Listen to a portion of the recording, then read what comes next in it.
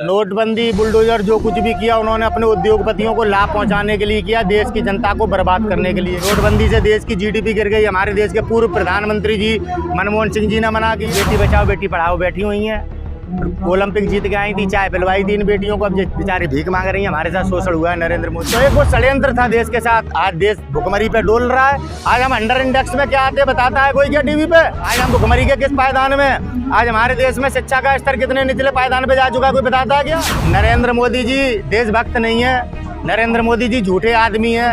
अब वो ऐसा नहीं बोलेंगे, उनके पास बच्चा क्या है बोलने को? BSNL एयरटेल सब तो बेचे दे रहे हो तुम भैया हैं। अब जब इनकी सच्चाई बताओ तो देश विरोधी कह दो। आपको हिंदू मुसलमान कह के देश की जनता को बेवकूफ बनाते हैं कभी। अब 9 साल हो गए, 9 साल मोदी जी के। आप गिन लो मोदी जी ने क्या किया है, पूरा देश बेच दिया 9 साल में। बचा क्या है अब इस समय अडानी जी को लाभ पहुंचाने के लिए जो PF का पैसा होता है ना, जो मजदूर प्राइवेट में बेचारे नौकरी कर रहे हैं, सिक्योरिटी गार्ड, इनका PF का पैसा कटता है। अब ये पैसा दे दिया है कि इस पैसे से अपने आप को पनपाओ। और देश में देखिए परिस्थितियाँ, जो बेटी बचाओ बेटी पढ़ाओ बैठी हुई हैं, ओलंपिक जीत के आई थी, चाय पिलवाई थी इन बेटियों को, अब बेचारी भीख मांग रही है। हमारे साथ शोषण हुआ है, नरेंद्र मोदी जी कुछ इनके लिए मदद नहीं कर पा रहे हैं। आज ये दुर्भाग्य हमारे देश का प्रधानमंत्री आज बेटियों के साथ न्याय नहीं कर पा रहा है। आप कह रहे हैं कि 9 साल में मोदी जी ने देश को कुछ नहीं दिया, जबकि बुलडोजर दिया है, GST दिया है, नोटबंदी दिया है, बहुत सारी चीजें हैं जिससे बीजेपी के लोगों को नोटबंदी बुलडोजर जो कुछ भी किया उन्होंने अपने उद्योगपतियों को लाभ पहुंचाने के लिए किया, देश की जनता को बर्बाद करने के लिए किया। नोटबंदी का क्या लाभ हुआ?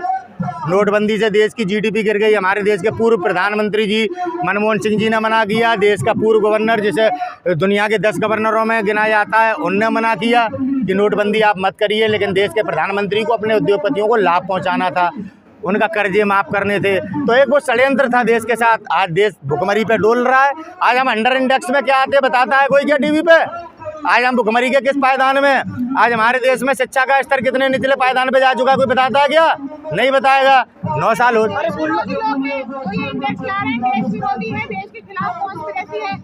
नरेंद्र मोदी जी देशभक्त नहीं है, नरेंद्र मोदी जी झूठे आदमी है। अब वो ऐसा नहीं बोलेंगे, उनके पास बच्चा क्या है बोलने को? BSNL एयरटेल सब तो बेचे दे रहे हो तुम भैया हैं। अब जब इनकी सच्चाई बताओ तो देश विरोधी कह दो। आपको हिंदू मुसलमान कह के देश की जनता को बेवकूफ बनाते हैं। कभी देखो अतीक अहमद के परिवार को किस तरीके से मार दिया। क्या आप मुद्दे ना देख पाओ? बताओ, एक कस्टडी में यार कोई अपराधी को मार देगा, कितने दिनों से कस्टडी में था। अपने देखिए माफिया नहीं खत्म हो गया। जो भारतीय जनता पार्टी के नेता जिसको टक्कर नहीं दे सकते हैं, जिसके सामने भारतीय जनता पार्टी के नेताओं का कद मच्छर के बराबर है, उसको किस तरीके से भारतीय जनता पार्टी अपराधी बता के मार रही है। साबुद्दीन कौन था? उसके सामने नहीं टिकते। कौन अतीक अहमद? उसके प्रयागराज में सामने नहीं टिकते। बेशक पूर्वांचल में बाबा है, लेकिन वहाँ कुछ नहीं कर सकता। मुख्तार अंसारी के सामने नहीं टिकते, तो ये लड़ नहीं सकते। तो आज मुख्यमंत्री के पद पर बैठकर किस प्रकार से नफरत की राजनीति को कर रहे हैं, राजपूतों को बदनाम कर रहे हैं, देश के लोकतंत्र का मजाक उड़ा रहे हैं, न्यायपालिकाएं गंभीर टिप्पणियां कर रही हैं। आज देश में न्यायपालिकाओं का मान सम्मान स्वाभिमान है। मोदी जी के शासन के 9 साल की पराकाष्ठा है। अच्छा, वो तो कह रहे हैं कि 2014 के बाद देश आज़ाद हुआ है, अब आप आज़ादी का अमृत काल में जो जी रहे हैं। इसीलिए देश की न्यायपालिका के 5 मजिस्ट्रेटों ने प्रेस कॉन्फ्रेंस करके कहा था कि आपके देश का लोकतंत्र खतरे में है, जज लोहिया जी मार दिए जाते हैं। अरे तो उसमें से एक जज तो लास्ट साल चले गए, रंजन गोगोई। आपसे वही तो बता रहे हैं। तभी तो हमारे राम मंदिर के जस्टिस में अभी तक साइन ही नहीं है। तो वो जस्टिस किसने किया? क्या राम मंदिर के ऊपर जो फैसला आया वो फैसला है या देश को बेवकूफ बनाया गया है? क्या बता रहे हैं? क्या वो टीवी पे जब कह रहे हैं हम फैसला हो गया तभी तो जो काम शुरू हो रहा है भैया। क्या रवीश कुमार जी छोटे मोटे पत्रकार है क्या? स्पष्ट तौर पे जब उनने इस बात को टीवी चैनल पे बोला है कि किसी जज का साइन नहीं है, हम फालतू बात कर रहे हैं क्या? अरे आप जैसे तो फिर हम देशद्रोही हो गए फिर। बिल्कुल, तभी तो आप लोग यहाँ इकट्ठा हैं। तभी तो बेटियां आज बेटी बचाओ बेटी पढ़ाओ चल रहा है आप जैसे लोगों के कारण। चाटुकरताई का आपने स्तर इतना नीचे कर दिया है कि आज एक सच्चा पत्रकार देश में पत्रकारिता नहीं कर पा रहा है। ठीक है, FIR हो चुकी है, कोर्ट में बयान दर्ज हो चुके हैं, फिर क्या? तो फिर क्यों नहीं अरेस्ट हो रहा? किसकी जवाबदेही है? प्रधानमंत्री जी का फेलियर, भारत सरकार का फेलियर आप लिखे और हमारे सामने है। और ये हमारे आपके साथ हो रहा है, हमारे आपकी बहन बेटियों के साथ हो रहा है। नरेंद्र मोदी जी ने इस देश के साथ झूठ बोला, धोखा दिया, समझ में आया। हिंदुत्व के नाम पर हमें आपको गुमराह किया। अभी कर्नाटक में भी प्रयास किया था, जय बजरंगबली, मिला ना जवाब। अब लोग जान चुके हैं। अब दूध का जला मटावी फूक फूक के पीता है, छाछ क्या है भैया वो। सो अब वो हिसाब हो गया। अब नरेंद्र मोदी जी की डरे हुए हैं भारत के गृह मंत्री, डरे हुए हैं भारत के प्रधानमंत्री आदित्यनाथ योगी जी, डरे हुए हैं कि उत्तर प्रदेश की सरकार ना गिर जाए। ये डर है। अरे डरे ना होते तो अभी अरेस्ट ना होता।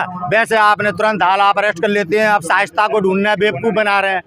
तो आप देखिए, जब सुप्रीम कोर्ट की FIR कहने पर FIR दर्ज करने में टाइम लग जाता है और दिल्ली पुलिस आज उसे अरेस्ट नहीं कर पा रही है, इससे ज़्यादा नरेंद्र मोदी जी के नाकाम होने का प्रमाण क्या दिया जाए। देश को सोचना चाहिए, समझना चाहिए। डरते तो अपराधी को थोड़ी ना खत्म करते यूपी से। क्या डरते तो अपराधी को थोड़ी ना खत्म। कोई अपराधी खत्म कर दिया क्या? ये क्या ब्रजभूषण शरण सिंह क्या है? ये अपराधी नहीं है। ब्रजेश ठाकुर क्या है? ब्रजेश ठाकुर क्या है? वो तो कह रहे हैं कि ब्रजेश ठाकुर क्या है? जैसे जमानत पर भी छुड़वा दिया, अतीक को क्यों नहीं छुड़वाया? साध्वी प्रज्ञा सिंह ठाकुर कौन है जो आज इनने सांसद बना रखी है? अभी RSS का एक व्यक्ति DRDO में पाकिस्तान का मुखबर पकड़ा गया है। आप कैसी कैसी बातें कर रहे हो यार। सारे बदमाश तो भारतीय जनता पार्टी में मिला दिया, एक भी नहीं बचा। जिस तरीके से भारत के नागरिकों को धोखा देके इनने सत्ता पर कब्जा किया है, ऐसे देश के प्रधानमंत्री पद पर बैठ के, गृह मंत्री के पद पर बैठ के कोई किसी को भी निपटा सकता है।